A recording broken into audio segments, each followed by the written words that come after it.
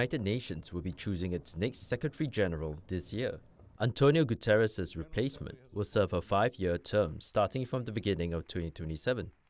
But selecting the next symbol for the United Nations ideals will be a complex process. This week, the president of the world body's General Assembly, Annalena Baerbock, called for nominations.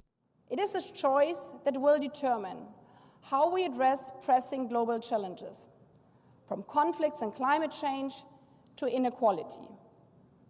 We need someone who is up to the task at hand, who can chart a path to the future while passionately defending the principles of our Charter. So how does the UN go about choosing its next Secretary General?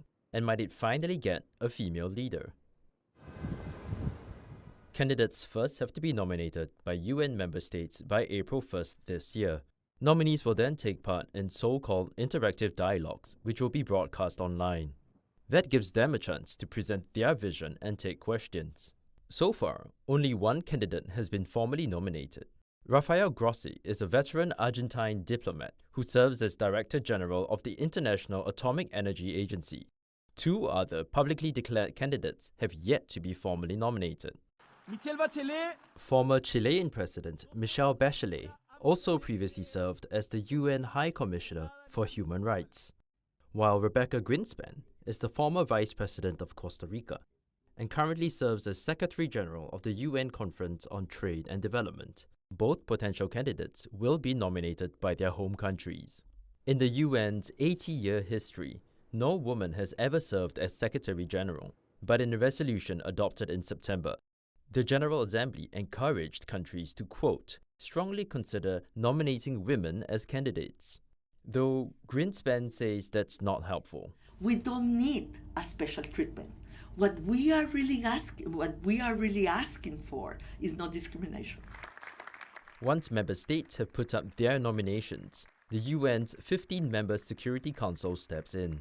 It will hold secret ballots, called straw polls, until a consensus is reached on a candidate. Ultimately, the 5 permanent, veto-wielding council members must agree on a candidate. That process could take multiple ballots, as was seen with Guterres' appointment. After our 6th straw poll, we have a clear favorite, and his name is Antonio Guterres. The Security Council's choice then has to be approved by the General Assembly, though that's usually a formality. I, Antonio Guterres. The UN Charter calls the Secretary General the Chief Administrative Officer of the world body. Currently, the UN chief oversees thousands of civilian staff and 11 peacekeeping operations.